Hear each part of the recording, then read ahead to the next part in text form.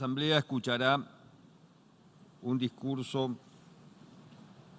del primer ministro de la República Islámica de Pakistán, Su Excelencia Imran Khan. Pido protocolo que acompañe a Su Excelencia. Tengo el gran placer de dar la bienvenida al señor primer ministro de la República Islámica de Pakistán, a quien invito a dirigirse a la Asamblea General.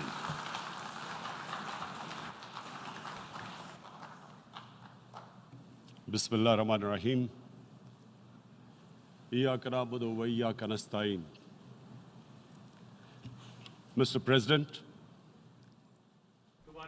Honorable बिस्मिल्लाहिर्रहमानिर्रहीम इय्याका नाबुदु व इय्याका नस्तईन। Excellencies, जनाब सदर, इज़्ज़त माब secretary general, काबिल एहतराम कायदीन और ख़वातीन व हज़रात, मैं आज इस फोरम पर बात करना अपने लिए एजाज़ समझता हूँ, जहाँ हमें दुनिया को दरपेश मसाइल पर बात करने का मौका मिलता है।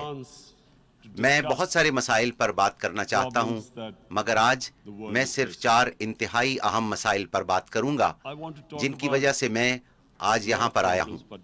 हमें कई संजीदा मसाइल का सामना है। मैं यहाँ ना आता, मगर मेरे ख्याल में कुछ इंतहाई अहम मसाइल हैं, जिनकी तरफ दुनिया की तवज्जो दिलाना ज़रूरी है, ताकि उनका हल ढूंढा जा सके। मैं इब्तिदा मौसमियाती तब्दीली के मसले से करूँगा। मौसमियाती तब्दीली के मसले पर बहुत से कायदीन ने बात की, मगर जनाब सदर, मुझे महसूस होता है कि इस मामले पर संजीदगी का मुजाहिरा नहीं किया जा रहा। शायद दुनिया के कायदीन, जो कि बहुत कुछ कर सकते हैं, उन्हें इस मामले का अंदाजा नहीं है कि इस मसले से कितनी बड़ी आफत का सामना हो सकता है। perhaps world leaders do not, some of the leaders who can do a lot, do not realize the urgency of the situation. We have a lot of ideas, but as someone said, हमारे पास बहुत से ideas मौजूद हैं, मगर जैसे किसी ने कहा है कि माली वसाइल की फराहमी के बगैर तसव्वुरात महज ख्वाब होते हैं। मैं अपने मुल्क पाकिस्तान की मिसाल देता हूँ। पाकिस्तान दुनिया के उन 10 ममालिक में शामिल है जिनको मौसमियाती तब्दीली से सबसे ज्यादा खतरा है। We depend upon our rivers. हमारा दारोमदार अपने दरियाओं पर है। हम बुनियादी तौर पर एक ज़रई मुल्क हैं। हमारे दरियाओं में 80% पानी ग्लेशियर से पिघल कर आता है। Glaciers not just on the Pakistani side, even India. इसी तरह भारतीय दरिया गंगा और सिंध में 80% पानी हिमालय, काराकोरम और हिंदू कश के ग्लेशियर से पिघल कर आता है। From the glaciers, from the Himalayan glaciers, Karakoram, Hindu Kush. And these glaciers are melting at quite a rapid pace. We detected और already ये 5,000 ग्लेशियर तेज रफ्तारी से पिघल रहे हैं। हम अभी तक अपने पहाड़ों में 5,000 झीलों की निशानदेही कर चुके हैं, और अगर ये सिलसिला जारी रहता है और इसके बारे में कुछ नहीं किया जाता, तो हमें खदशा है कि हम इंसानों को एक बहुत बड़ी आफत दरपेश हो सकती।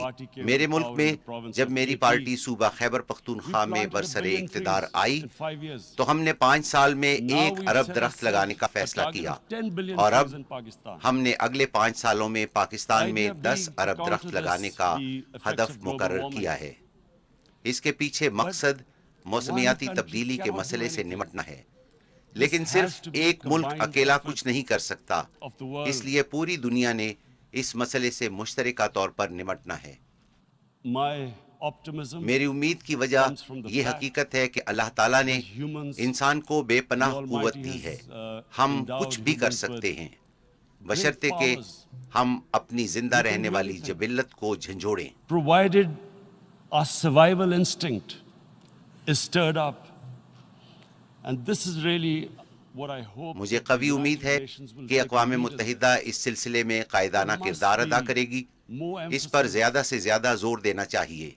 richer countries Amir must be ممالک کو pushed. اس پر مجبور کیا جائے کہ ان گیسوں کے اخراج میں کمی لائیں جو درجہ حرارت میں اضافے کا باعث بنتی ہیں، کیونکہ ہم جیسے ممالک سے ایسی گیسوں کا اخراج نہ ہونے کے برابر ہے۔ لہٰذا میں سمجھتا ہوں کہ اقوام متحدہ کو اس سلسلے میں آگے آنا چاہیے۔ The United Nations must take leadership in this. My second issue دوسرا مسئلہ جس پر میں آج بات کرنا چاہ رہا ہوں وہ میرے لیے اس سے بھی زیادہ اہم ہے۔ جناب صدر، ہر سال اربوں روپے غریب ممالک سے امیر ممالک میں منتقل کیے جاتے ہیں۔ ہر سال اربوں ڈالرز حکمران طبقات کی چوری کی نظر ہو جاتے ہیں، اور یہ سارا پیسہ مغربی بینک اکاؤنٹس میں منتقل کیا جاتا ہے، اور وہاں پر ان رقوم سے مہنگی جائیدادیں خریدی جاتی ہیں۔ جناب صدر، یہ عمل ترقی پذیر ممالک کو تباہ کر رہا ہے۔ اس سے غربت میں اضافہ ہو رہا ہے اور غریب ممالک قرضوں کے بوجھ تلے دب رہے ہیں، اور اس سے غریب اور امیر لوگوں میں فرق مزید بڑھتا جا رہا ہے۔ The developing world. This is causing more poverty, deaths. It's impoverishing the developing world. The difference between rich and poor countries is growing because of this. Money laundering, which money laundering اس وجہ سے ہو رہی ہے کیونکہ غریب ممالک سے امیر ممالک میں ہونے والی منی لانڈرنگ کو ویسے نہیں سمجھا جاتا جیسے منشیات سے حاصل کیا گیا پیسہ یا دہشت گردی کی مالی معاونت کے لیے استعمال ہونے والی مالی وسائل پر دنیا کی نظر ہے۔ غریب ممالک کو جس طرح اپنے با اثر طبقات لوٹ رہے ہیں، اس کو کوئی جرم تصور ہی نہیں کرتا۔ مجھے جب سال پہلے حکومت ملی تو اس سے پہلے والے 10 سالوں میں ہمارے ملک کے مجموعی قرضے میں 4 گنا اضافہ ہوا۔ جو قرضہ 60 سالوں میں لیا گیا تھا اس کا 4 گنا صرف 10 سالوں میں لیا گیا۔ charge of our government a year back. In the 10 years preceding that, our total debt went up 4 times. The debt we had accumulated in 60 years, just in 10 years it went up 4 times. As a result, the total revenue اس کے نتیجے میں ہم نے ایک سال میں جتنا tax اکٹھا کیا اس کا آدھا صرف قرضوں کی ادائیگی پر چلا گیا۔ اگر یہ حالات ہوں تو ہم انسانوں یعنی اپنے 22 کروڑ لوگوں پر پیسہ کیسے خرچ کریں گے؟ وجہ یہی تھی کہ ہمارے ملک کو حکمران طبقات نے بری طرح لوٹا تھا، اور وہ بڑی آسانی سے یہ سارا پیسہ ملک سے باہر لے گئے۔ جناب صدر، جب اس لوٹے ہوئے پیسے سے بیرون ممالک میں خریدی گئی جائیدادوں کی نشاندہی کی گئی تو ہمیں یہ پیسہ واپس لانے میں بہت سی مشکلات کا سامنا کرنا پڑ رہا ہے۔ ہم یہ پیسہ واپس لا کر اپنے لوگوں پر خرچ کر سکتے ہیں، مگر اس سلسلے میں بہت سی مشکلات درپیش ہیں۔ ایسے قوانین بنائے گئے ہیں جو ان مجرموں کو تحفظ فراہم کر رہے ہیں۔ retrieve that money we could spend on our human beings. But they are such, it's so difficult. The laws protecting these criminals. We do not have the sort of money. ہمارے پاس اتنے وسائل نہیں کہ ہم مہنگے ترین وکلا کی خدمات حاصل کر کے ان پر کروڑوں ڈالر خرچ کریں۔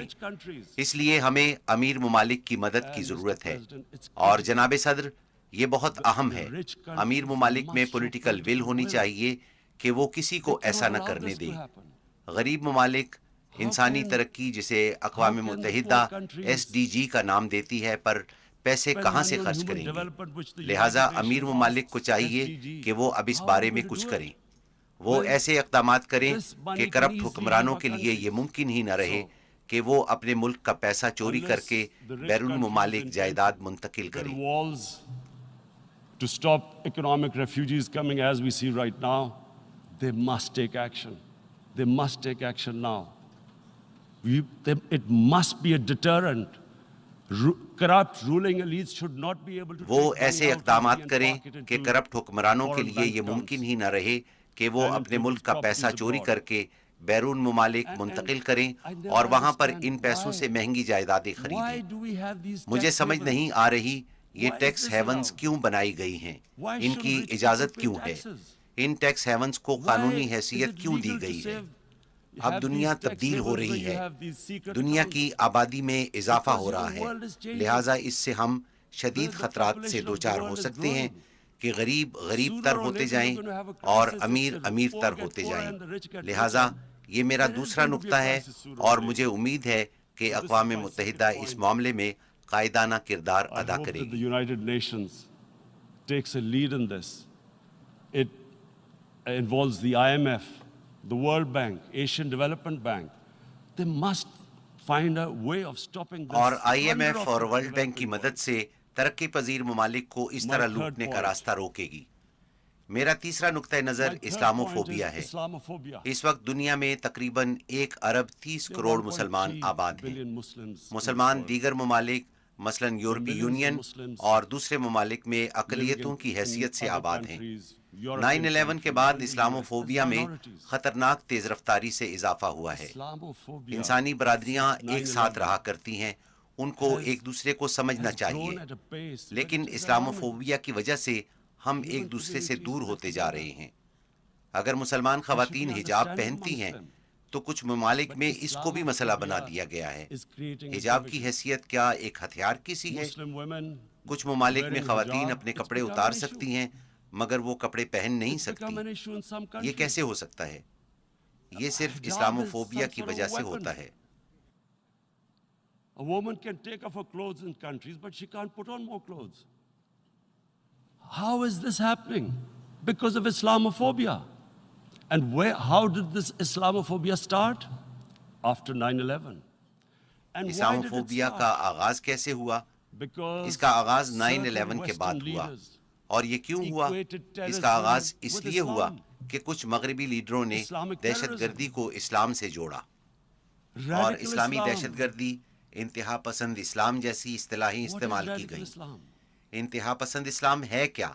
اسلام تو صرف ایک ہی ہے اور وہ ہے محمد صلی اللہ علیہ وسلم کا اسلام جس کی ہم پیروی کرتے ہیں.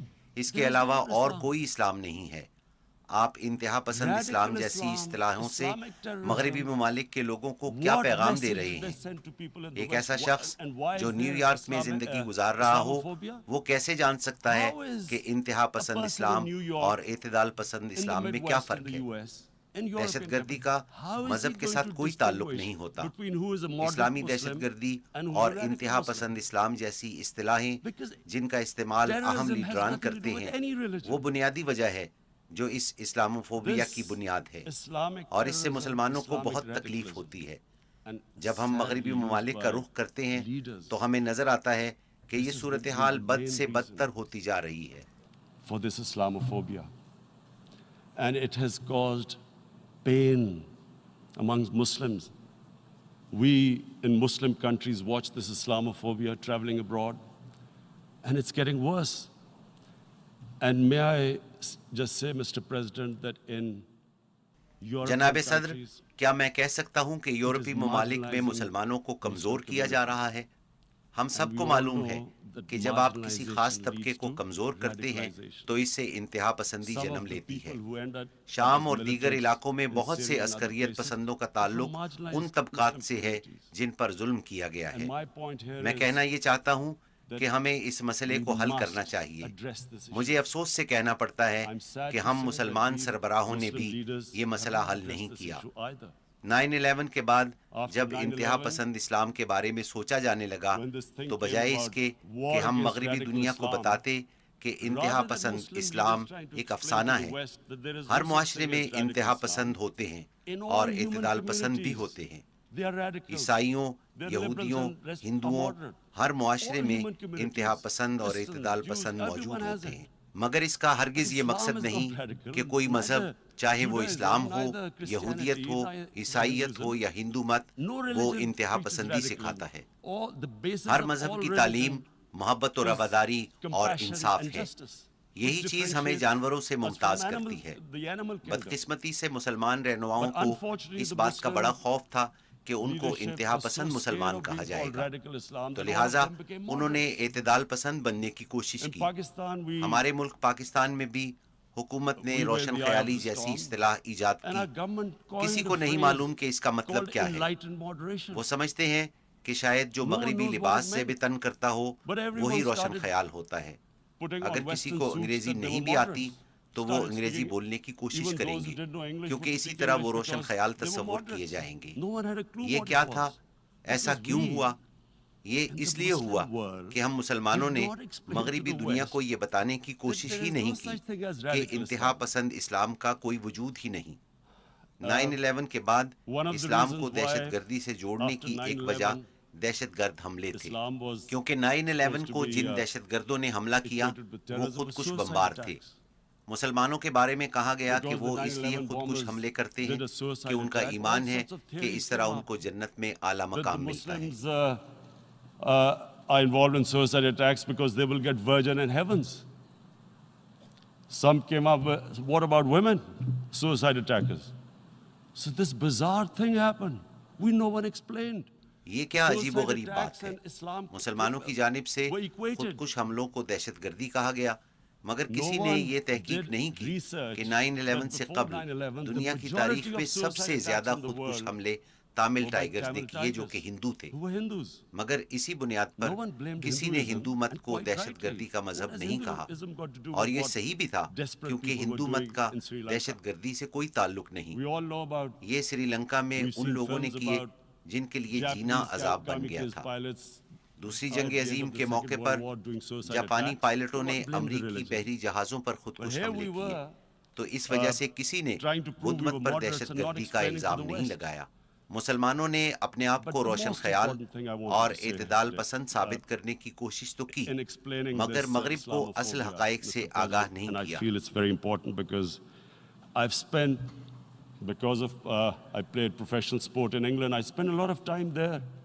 لہٰذا میں سمجھتا ہوں کہ اسلاموفوبیا پر مغرب کو بتانا بہت ضروری ہے، کیونکہ میں مغرب میں بہت سال رہا ہوں اور مجھے معلوم ہے کہ مغربی لوگ مذہب کو اس نظر سے نہیں دیکھتے جس نظر سے ہم مذہب کو دیکھتے ہیں، اور یہ کہ اسلام کے بارے میں ان کی غلط فہمی کیسے پیدا ہوئی۔ 1989 میں ایک کتاب شائع کی گئی جس میں ہمارے پیارے نبی صلی اللہ علیہ وسلم کی توہین کی گئی، جس سے مسلم دنیا میں رد عمل آیا۔ مغرب کو اس مسئلے کی سمجھ ہی نہیں آئی، کیونکہ مغرب میں مذہب کو بالکل مختلف نقطۂ نگاہ سے دیکھا جاتا ہے۔ وہ ہماری طرح مذہب کو نہیں دیکھتے۔ اسلام کو عدم برداشت کا مذہب سمجھا گیا۔ یہ مسئلہ وہاں سے شروع ہوا، اور پھر ہر 2-3 سال بعد کوئی اور سامنے آتا ہے اور ہمارے نبی صلی اللہ علیہ وسلم کی توہین کرتا ہے، جس پر مسلمان دنیا سے رد عمل آتا ہے، اور اس طرح اسلام کے بارے میں عدم برداشت کا تاثر پھیلتا جا رہا ہے۔ And Islam took a real beating 30 years ago. I still remember it became a watershed. And every 2 or 3 years, someone would malign our Prophet, peace be upon him. There would be a reaction by the Muslims. And again, it was Islam, an intolerant religion. Again this time, I blame a certain section of the people in the West who deliberately provoked this. میں مغرب میں ایک خاص طبقے کو اس ضمن میں ذمہ دار سمجھتا ہوں جو جان بوجھ کر اس قسم کی مذموم کوششیں کرتا ہے، کیونکہ ان کو معلوم ہے کہ اس سے کیا اثرات پیدا ہوں گے۔ مغربی دنیا کی اکثریت کو اس کی سمجھ ہی نہیں ہے، اور اس سلسلے میں مسلمان رہنماؤں نے مسلمانوں کو رسوا کیا ہے۔ ہمیں ان کو بتانا چاہیے کہ ہمارے نبی صلی اللہ علیہ وسلم کی ہمارے لیے کیا حیثیت ہے۔ میں آپ کو بتاتا ہوں کہ ہمارے نبی صلی اللہ علیہ وسلم کی ہمارے دلوں میں کتنی محبت ہے۔ نبی اکرم صلی اللہ علیہ وسلم ہماری مقدس کتاب قرآن پاک کے گواہ تھے، اور قرآن مسلمانوں کی رہنمائی کرتا ہے، اور نبی صلی اللہ علیہ وسلم کی زندگی قرآن کا عملی نمونہ ہے۔ نبی صلی اللہ علیہ وسلم نے ریاست مدینہ قائم کی جو دنیا کی تاریخ کی پہلی فلاحی ریاست تھی، اور یہی ریاست مسلمانوں کی تہذیب و تمدن کی بنیاد بنی جو 700 سالوں تک دنیا کی عظیم الشان تہذیب رہی۔ اور وہ ریاست تھی کیا؟ میں اسلام کے بارے میں عجیب و غریب باتیں سنتا ہوں کہ یہ خواتین کے خلاف ہے، یہ اقلیتوں کے خلاف ہے۔ اسلام نے مدینہ میں جس ریاست کی بنیاد رکھی وہ دنیا کی تاریخ کی پہلی فلاحی ریاست تھی۔ یہ وہ ریاست تھی جس نے پہلی دفعہ ناداروں، بیواؤں، یتیموں اور معذوروں کی ذمہ داری لی، امیروں سے ٹیکس وصول کیا اور غریبوں پر خرچ کیا۔ The state took responsibility of the weak, widows, orphans, poor people, handicapped. It taxed the rich, spent the money on the poor. The state announced that all human beings are children of Adam. Hence, ریاست نے اعلان کیا کہ تمام انسان حضرت آدم علیہ السلام کی اولاد ہیں. رنگ و نسل کی بنیاد پر ایک کو دوسرے پر کوئی فوقیت حاصل نہیں. پیغمبر اسلام صلی اللہ علیہ وسلم نے اعلان کیا کہ غلام کو آزاد کرنا بہت بڑی نیکی ہے. اس زمانے میں پورے معاشرے کی بنیاد غلامی پر تھی، مگر نبی صلی اللہ علیہ وسلم نے انسانیت کو غلامی سے آزاد کرنے کے لیے عملی اقدامات کیے. آپ نے اعلان کیا کہ غلاموں کو بھی برابر کا شہری سمجھا جائے. یہی وجہ تھی کہ مسلمانوں میں غلام بھی بادشاہ بنے. مصر اور ہندوستان میں غلاموں نے بادشاہی کی اور پھر اقلیتوں کے ساتھ انتہائی اچھا برتاؤ کیا. اسلام کے بارے میں یہ تاثر غلط ہے کہ مسلمان اقلیتوں کا خیال نہیں کرتے. نبی صلی اللہ علیہ وسلم نے اعلان کیا کہ غیر مسلموں کی عبادت گاہوں کو تحفظ دیا جائے. آپ نے اعلان کیا کہ تمام شہری قانون کی نظر میں برابر ہیں. رنگ و نسل کی بنیاد پر انسانوں میں کوئی تفریق نہیں. میں ہمیشہ اس کیس کی مثال دیتا ہوں کہ اسلام میں چوتھے خلیفہ حضرت علی رضی اللہ تعالیٰ عنہ جو سربراہ مملکت تھے، ایک یہودی سے مقدمہ ہارے تھے.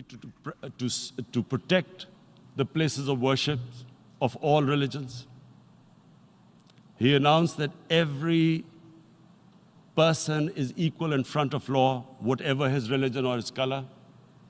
And this incredible case, and I always quote this, that the fourth Khalifa, the head of state of Medina, he lost a court case against a Jewish citizen.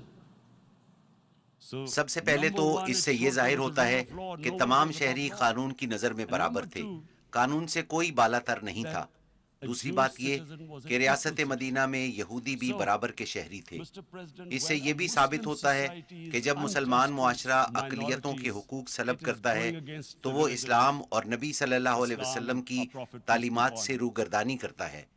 لہٰذا یہ بہت اہم ہے کہ یہ سمجھنے کی کوشش کی جائے کہ نبی صلی اللہ علیہ وسلم ہمارے دلوں میں رہتے ہیں. تو جب ہمارے نبی کی شان میں گستاخی کی جاتی ہے تو ہمارے دلوں کو درد پہنچتا ہے. اور ہمیں اس بات کا علم ہے کہ دل کا درد طبعی درد کے مقابلے میں بہت اذیت ناک اور دردناک ہوتا ہے. یہی وجہ ہے کہ مسلمانوں سے رد عمل آتا ہے. میں نے ہمیشہ سے یہ تصور کیا کہ جب بھی مجھے موقع ملے گا تو میں دنیا کو، بالخصوص مغربی دنیا کو بتانے کی کوشش کروں گا، کیونکہ مغربی دنیا میں لوگوں کو علم ہی نہیں کہ یہ کتنا حساس معاملہ ہے.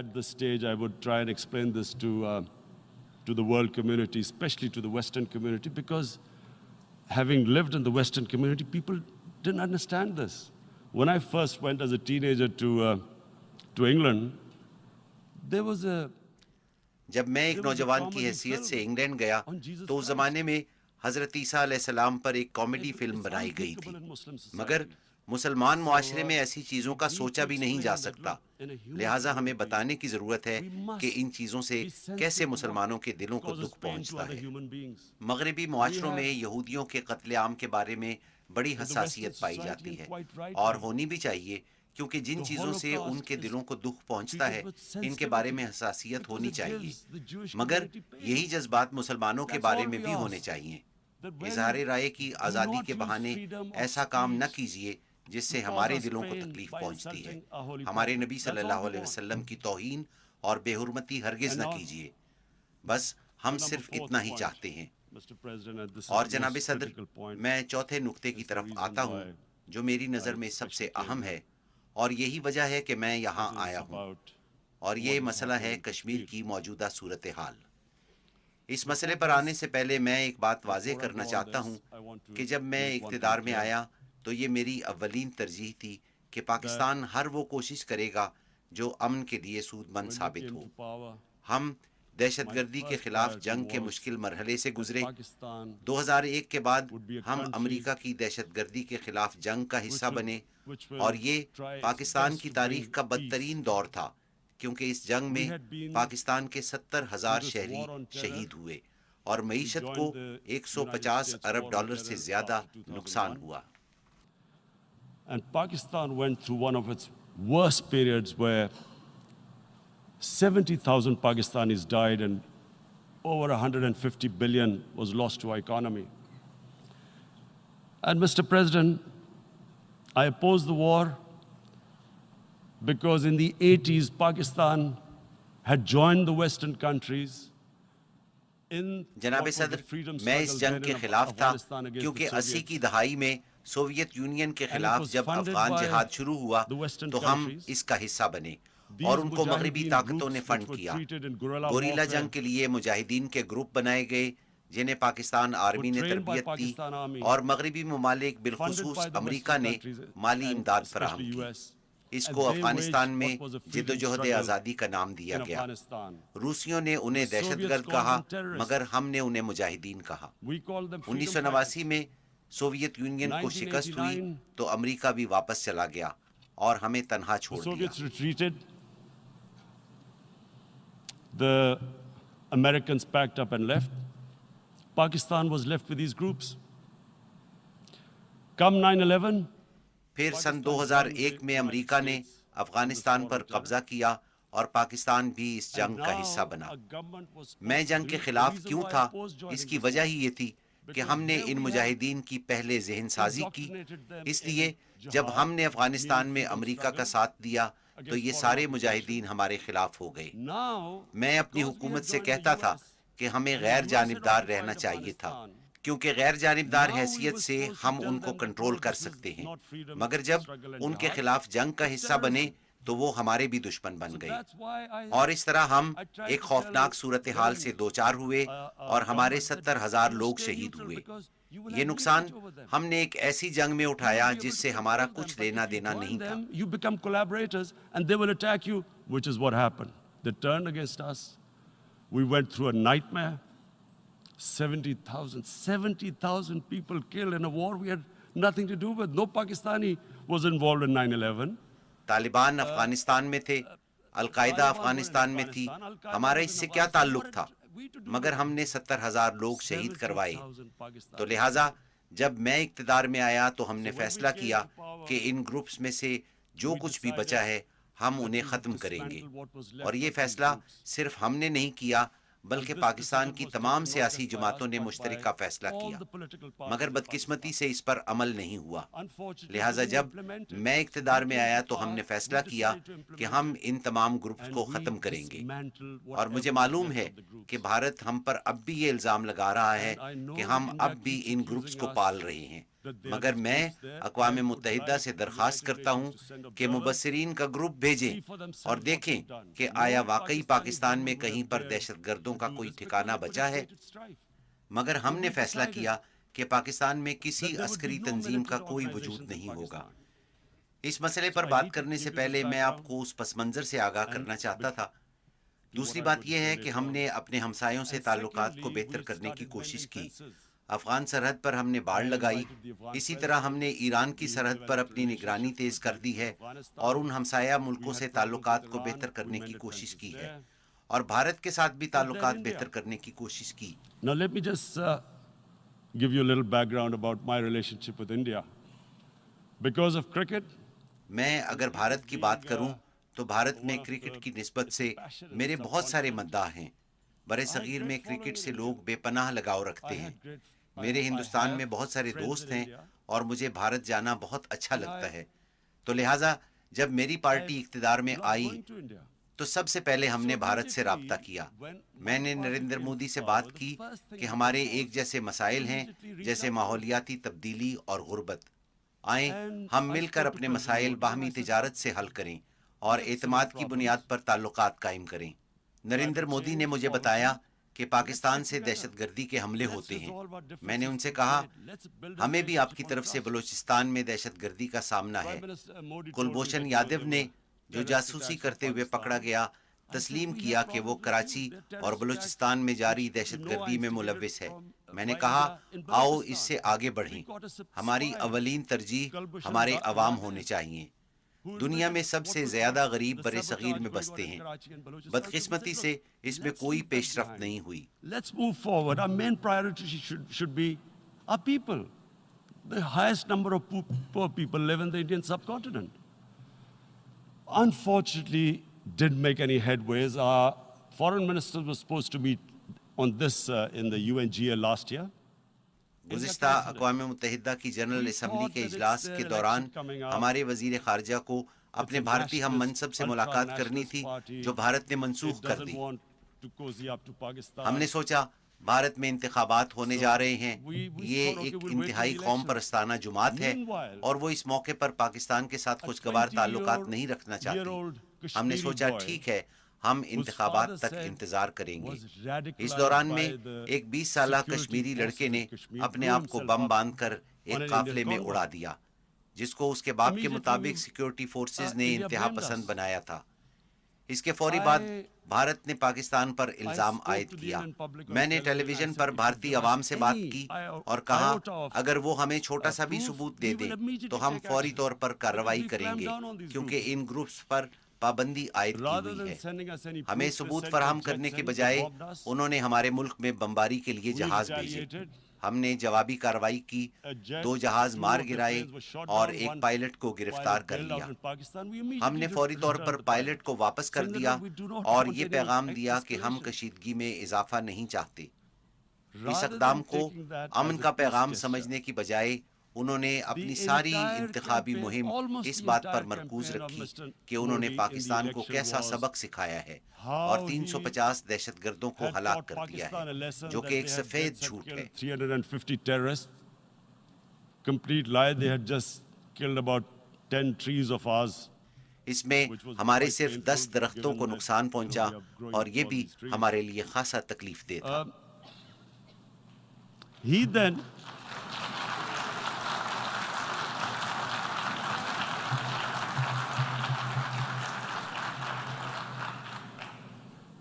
the election campaign, इंतखाबी मुहिम में मोदी ने कहा ये सिर्फ एक ट्रेलर है और फिल्म अभी बाकी है और हमने पाकिस्तान में जाकर उन्हें सबक सिखाया है। ये उनकी इंतखाबी मुहिम थी। मैंने सोचा कि सियासतदान इंतखाबात में कामयाबी के लिए इस तरह की बयानबाजी करते हैं और इंतखाबात के बाद हमारे ताल्लुकात मामूल पर आ जाएंगे। मगर जो ही इंतखाबात खत्म हुए हमने भारत से राब्ता किया, मगर कोई जवाब ना आया और फिर मालूम हुआ कि वो हमें FATF के जरिए ब्लैक लिस्ट कराना चाहते हैं ताकि हम दिवालिया हो जाएं। उस वक्त हमने ये महसूस किया कि मोदी का कोई एजेंडा है। That's when we realized there was an agenda, and that agenda became obvious on the 5th August. ये एजेंडा 5 अगस्त को बेनकाब हुआ। भारत ने सलामती कौंसिल की 11 करारदादों की खिलाफ वर्जी की, जिनमें कहा गया है कि कश्मीर एक मुतनाज़िया इलाका है और कश्मीर के अवाम को खुद इरादियत का हक हासिल है। उन्होंने शिमला मुआहिदे की भी खिलाफ वर्जी की, जो मसाइल को 2 तरफा तौर पर हल करने की बात करता है। दरअसल उन्होंने भारतीय आईन की भी खिलाफ वर्जी की। They actually went against the Indian Constitution. Illegally, they revoked Article 370, which gave Kashmir the special status. जब उन्होंने गैर कानूनी तौर पर आर्टिकल 370 को मंसूख किया, जिसके जरिए कश्मीर को खुसूसी हैसियत दी गई थी, उन्होंने कश्मीर में 1,80,000 इजाफी फौजी भिजवाए। अब कश्मीर में भारतीय फौज की मजमूई तादाद 9 लाख है और उन्होंने 80 लाख कश्मीरियों को कर्फ्यू लगाकर महसूर किया हुआ है। Mr. President, now I just briefly want to make the people understand. जनाब सदर, मैं आपको मुख्तसर तौर पर ये बात समझाना चाहता हूँ कि कोई ऐसा कैसे कर सकता है, और मुझे ये वाज़ेह करना होगा कि RSS क्या है। नरेंद्र मोदी RSS का ताहयात मेंबर है। Mr. Narendra Modi is a life member of RSS. RSS was an organization that was inspired by Adolf Hitler and Mussolini, came about in 1925. RSS Hitler और मुसोलिनी से मुतासिर है, जिसका क़याम 1925 में अमल में आया। ये नस्ली इम्तियाज पर यकीन रखते हैं। वो ये भी मानते हैं कि वो आर्याई नस्ल से हैं। नाजी इज्म को मानने वाले भी यही कहते थे। جو میں کہہ رہا ہوں اس کی تصدیق کی جا سکتی ہے. یہ وقت معلوماتی انقلاب کا ہے. آپ جاننے کے لیے گوگل کی مدد لے سکتے ہیں. میرے لیے یہ بہت اہم ہے کہ وضاحت کروں تاکہ معلوم ہو کہ اس وقت بھارت میں کیا ہو رہا ہے. آر ایس ایس بھارت میں مسلمانوں کی نسل کشی پر یقین رکھتی ہے. ان کا اولین نقطہ نظر ہندوؤں کی بالادستی اور مسلمانوں اور عیسائیوں کے لیے نفرت ہے. It was hatred for the Muslims and for the Christians because they believed that this golden age of Hindu civilization was stopped because of Muslim rule centuries back and then the British rule of India.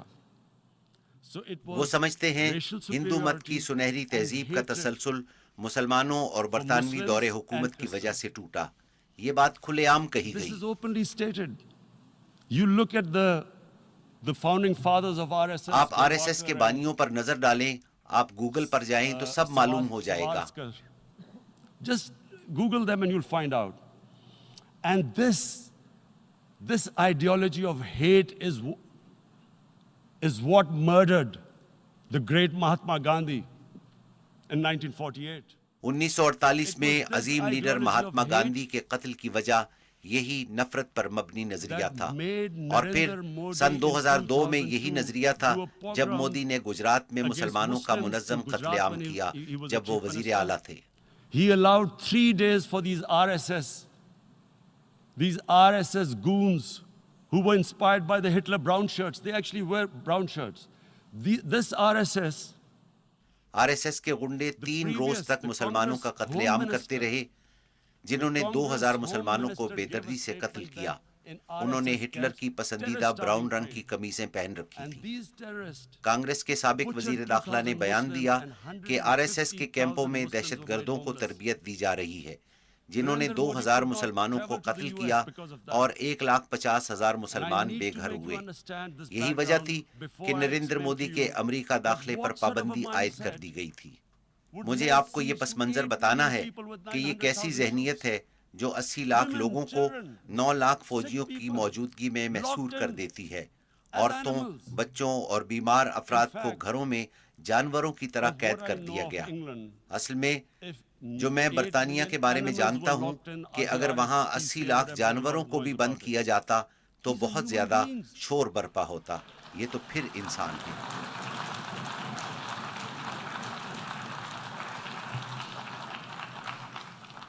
And Mr. President, what comes جناب صدر, نسلی امتیاز سے تکبر جنم لیتا ہے اور ان کا آپس میں گہرا تعلق ہے. تکبر ہی افراد سے غلط اور ظالمانہ اقدام کرواتا ہے, جیسے کہ نریندر مودی نے کیا.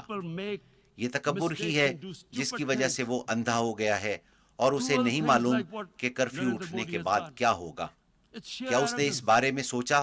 اس پر غور نہیں کیا گیا کہ وہ کرفیو اٹھانے کے بعد کیا کرے گا. from the fact that what is going to happen when the curfew is lifted? Has he thought about it? This hasn't been thought through. What is he going to do when he lifts the curfew? Does he think کیا وہ سمجھتا ہے کہ کشمیر کے عوام خاموشی سے اس صورتحال کو تسلیم کر لیں گے کیونکہ بھارت نے آئین تبدیل کر دیا ہے اور کشمیر کی خصوصی حیثیت ختم کر دی ہے؟ کیا وہ یہ تسلیم کریں گے؟ جناب صدر, گزشتہ 30 سال میں 1 لاکھ کشمیری شہید ہو چکے ہیں کیونکہ ان کو وہ حق خود ارادیت نہیں دیا گیا جو اقوام متحدہ نے انہیں دیا تھا. 11,000 خواتین کی عصمت دری کی گئی. اس بارے میں اقوام متحدہ کی انسانی حقوق کی 2 رپورٹیں موجود ہیں. اس حوالے سے دنیا نے کچھ نہیں کیا کیونکہ بھارت 1 ارب 20 کروڑ افراد کی مارکیٹ ہے. افسوس ہے مادیت کو انسانیت پر برتری دی گئی ہے. اس کے سنگین نتائج ہوں گے. The material prevails over the human. But this has serious consequences. Again, I repeat, that's why I'm here. Look, میں یہی بات کرنے یہاں آیا ہوں. دیکھیں, جب کرفیو اٹھایا جائے گا تو قتل عام ہوگا. لوگ باہر نکلیں گے. وہاں 9 لاکھ فوج ہے. وہ اس لیے کشمیر میں نہیں آئے کہ وہاں خوشحالی آئے گی جیسا کہ نریندر مودی کہتا ہے. وہ باہر نکلیں گے تو فوج کیا کرے گی؟ قتل عام ہوگا. کیا These اس پر 900,000 اس نے troops, غور what are they کیا؟ going to do? When they come out, there'll be a bloodbath. Has he thought it through what happens then? Mr. President, has anyone thought that what happens when there is a bloodbath? جناب صدر، کیا کسی نے اس پر غور What do کیا you کہ think کیا ہوگا the جب وہاں impact will قتل have عام on ہوگا؟ people of Kashmir? آپ کے خیال میں کشمیری عوام پر کیا What do اثرات you ہوں گے؟ think they will think? آپ کے خیال میں The وہ way they کیا have سوچیں been گے؟ boxed in جس their انداز میں انہیں houses, قید کیا گیا ہے، treated like ان کے worse ساتھ than animals. جانوروں سے بھی بدتر No سلوک rights. کیا گیا ہے، تمام Thousands سیاسی of all قیادت the بھی political حراست میں leadership ہے، has been arrested, جنہیں taken out کشمیر of سے باہر Kashmir. منتقل کیا گیا ہے، Even those حتیٰ Kashmiri کہ leaders بھارت who کے were حامی pro-India have been Kashmiri taken out. رہنماؤں کو بھی وہاں سے بھیج دیا گیا ہے۔ 13,000 boys have 13,000 been picked up نوجوانوں کو گرفتار and taken کیا to گیا ہے God knows اور which معلوم نہیں destinations. کہاں رکھا گیا ہے۔ So what do they think? آپ کے خیال میں What will کشمیری the عوام people of کیا Kashmir کریں do گے when جب they کرفیو lift the اٹھے گا؟ curfew? وہ سڑکوں They پر will be نکلیں out گے in the streets. تو فوجی And what رد will the عمل میں ان soldiers پر do? گولی They will چلائیں shoot گے۔ them. پہلے ہی وہ They've پیلٹ گن already کا used استعمال pellet کر guns, رہے ہیں، blinded جو گزشتہ 5 young سال boys. سے ظلم جاری ہے In the اور last پیلٹ 6 گن years, سے نوجوانوں کو the 5 years of بصارت سے oppression that محروم has کیا gone جا on in رہا ہے، Kashmir.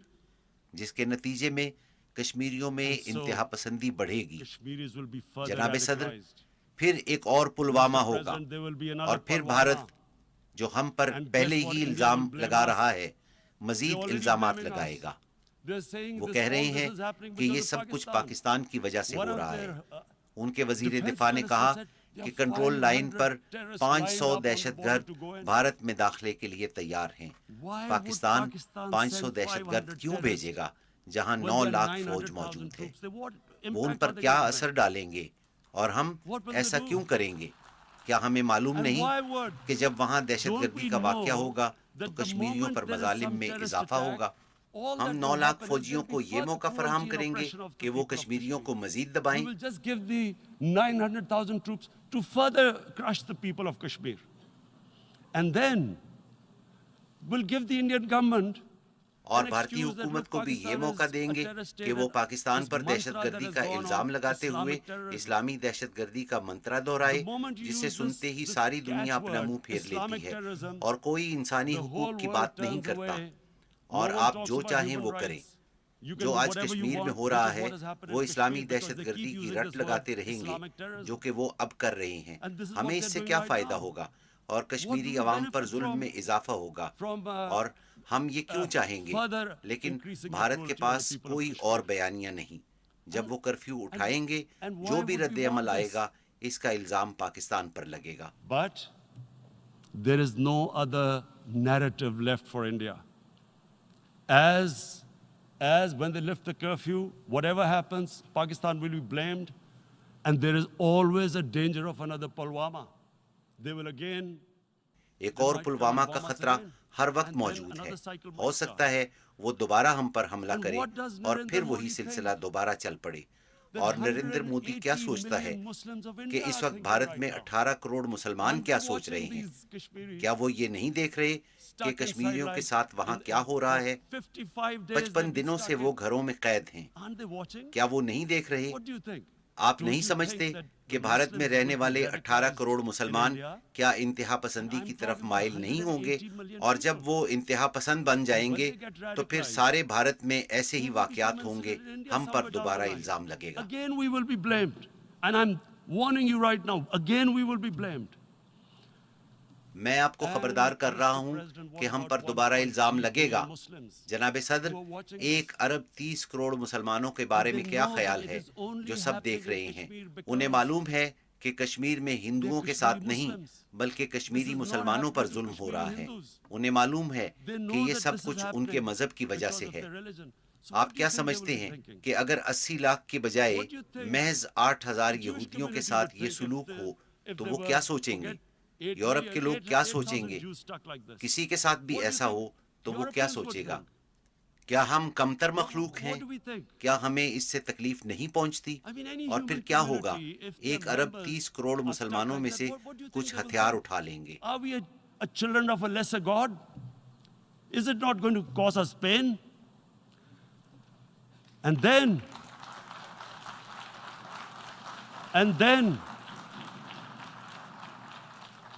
I'll tell you what will happen. people will, in the 1.3 billion Muslims, someone will pick up arms.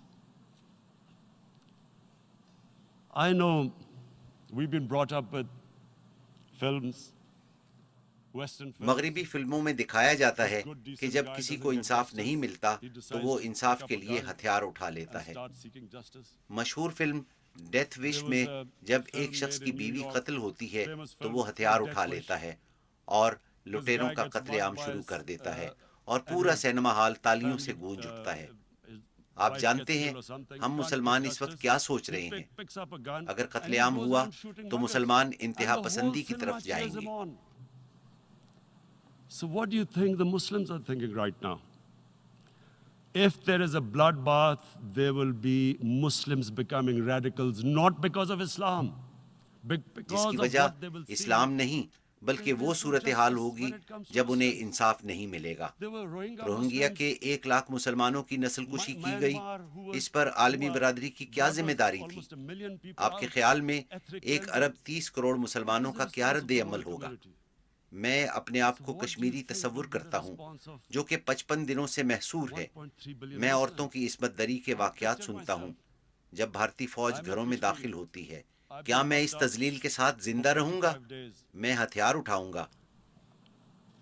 I have heard about and there are rapes, Indian Army going into homes, soldiers. Would I want to live this humiliation? Would I want to live like that? I would pick up a gun. You're forcing people. You are forcing people into radicalization. آپ لوگوں کو زبردستی انتہا پسندی کی طرف دھکیل رہی ہیں. جب لوگوں میں زندہ رہنے کی خواہش ختم ہو جائے تو وہ کس لیے زندہ رہیں؟ اگر آپ انسانوں کے ساتھ ایسا کریں گے تو آپ انہیں انتہا پسند بنائیں گے. جناب صدر، اس لیے میں دہرانا چاہوں گا کہ بہت نازک وقت ہے. اس پر رد عمل آئے گا. پاکستان پر الزام لگایا جائے گا. There will be a reaction to this. Pakistan will be blamed. 2 nuclear armed countries will come face to face like we came in February. 2 ایٹمی قوتیں آمنے سامنے ہوں گی جیسے فروری میں ہوا. اس سے پہلے کہ ہم اس سمت بڑھیں اقوام متحدہ اپنی ذمہ داری پوری کرے. This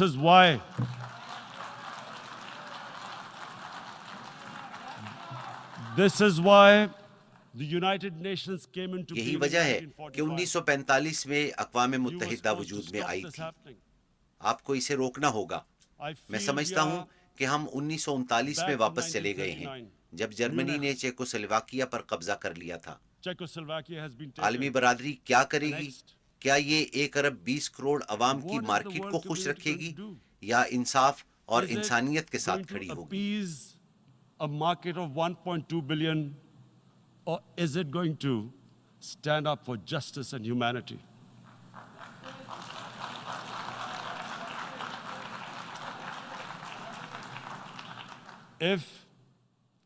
اگر یہ سلسلہ جاری رہا تو آپ بدترین حالات کے لیے تیار رہیں.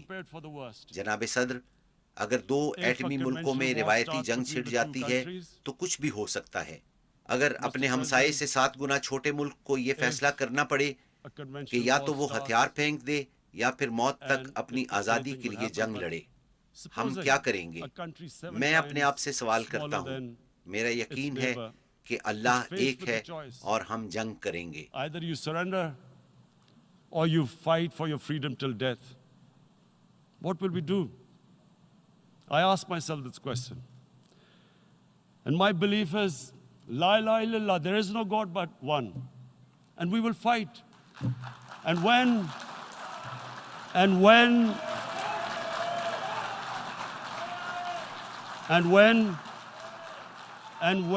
a nuclear اور جب armed country ایٹمی fights ممالک to the آخر end, تک جنگ لڑتے it ہیں will have تو اس کے نتائج consequences سرحدوں سے far beyond آگے the نکل borders. جاتے ہیں.